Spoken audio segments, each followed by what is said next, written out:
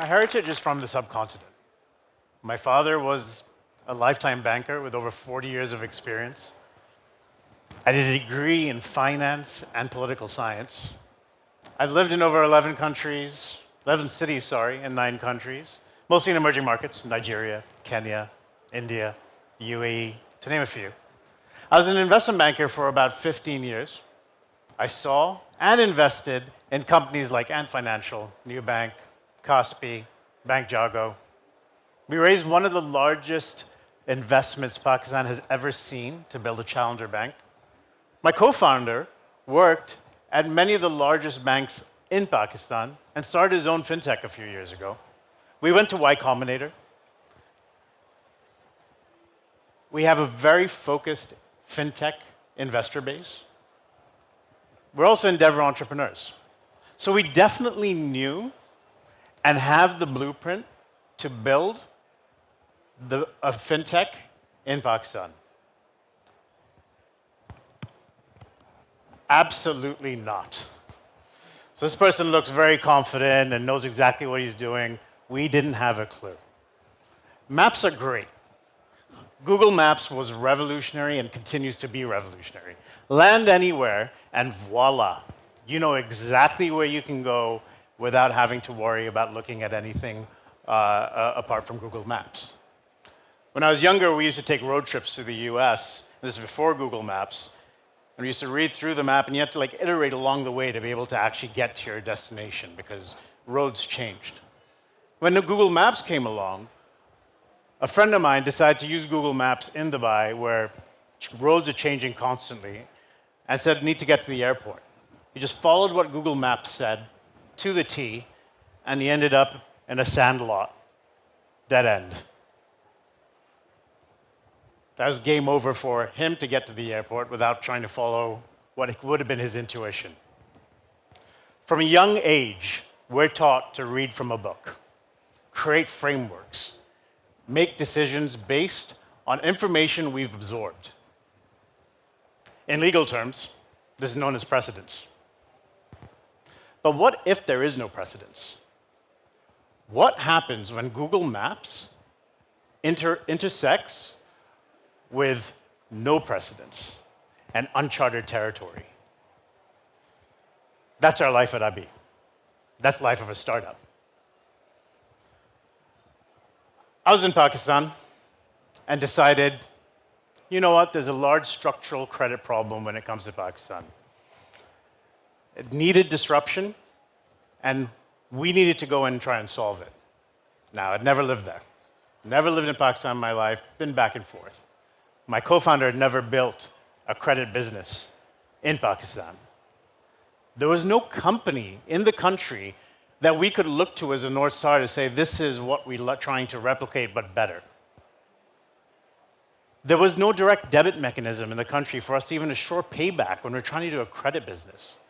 There was no regulation around what we were trying to build in the country to try and say, this is what we need to follow to be able to even go live. There was no talent in the country for us to be able to say, this is what we're working on and trying to build. Have you done this before? And there was no talent abroad who was crazy enough, like myself, to move back to Pakistan to be able to try and build something. So it made perfect sense to launch. So packed up my bags, moved from New York to Pakistan to be able to start the business with my co-founder. We pieced it together along the way. We met with CFOs, we met with HRs, we figured out how we could tie our business together so that we could bring the customers on, so we can learn, iterate. We got conned many times and had to figure out how to get out of that con situation, not repeat those same mistakes. We were doing things that people had not done before in the country. Then the numbers started picking up. Suddenly, we were creating the map for the industry while teaching the market at the same time. Regulators, customers, we had to teach them what we were building by execution. We added other verticals to the business, which no one had done before. VCs approached us saying, we haven't quite seen this. You had B2C, but you've added this B2B side of the business. We didn't fit in a box. We still don't fit in a box. The market pulled us in a direction that wasn't known, and we embraced it. And we continue to build while the direction keeps on changing. Now our competitors from other markets are reaching out to us, asking us how to replicate. Now the thing about credit markets and credit businesses is that the demand is never the problem, especially in places like Pakistan. There's always going to be enough people wanting access to credit. But the supply is.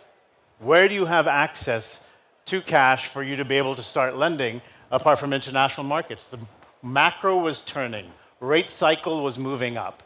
There was no funding coming into Pakistan, let alone domestically.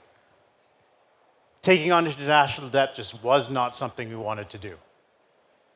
So we went back to the drawing board and said, what can we do? We moved forward and realized that there's a way for us to tap into the local credit markets by issuing essentially a bond in the country, a sukuk. It had never been done before by a fintech, let alone by any other firm doing what we were doing. So we went. We embarked on a vision to try and figure out how to do it, because guess what? We didn't know what we were doing at the time. So we went and met with the banks, we met with the regulators, we met with asset managers. We went and tried to figure out how we could reverse engineer ourselves into building this sukuk so that we can go live. So we push ahead and decide that this is what we want to do. The day that we decide to do our sukuk, the Prime Minister Imran Khan gets elected. Our offices literally are attacked in Lahore. This is our office, it's the Askari building, which is owned by the army. So our building is on fire. In Karachi, our office is right opposite PTI, so Imran Khan's head office, and our road was literally like a war zone. So our team and I pulled off the most non-fintech bond raised by a fintech probably ever seen. We were running around the city, sending SMSs to each other, because internet services were down. We pulled it together last minute because we didn't know if the country would be in any state of affairs for us to be able to raise the bond the next week. We pulled it off. We were oversubscribed, and now people are trying to come and fund us again as we go into our other markets. Pakistan continued to get worse. The business was doing well, but we wanted to diversify outside the country. We wanted to make sure that we had revenues coming in from other geographies because no one was going to invest in a Pakistan business. UAE was somewhere where we thought we could replicate, but no one trusted us. No one knew that we could execute in that country because like, hey, you're a Pakistan business. You only know how to execute in Pakistan. Can you actually do the UAE? One of our competitors at the time who was there had actually failed and unfortunately didn't execute in the right manner and had to shut down. They said, well, someone here who knows this market didn't execute and shut down. Why are you coming in thinking you can? So we didn't raise any money. We bootstrapped it. We went live. And now we're the largest EW player in the UAE. And now we've entered Saudi with a $200 million debt facility from Al Raida.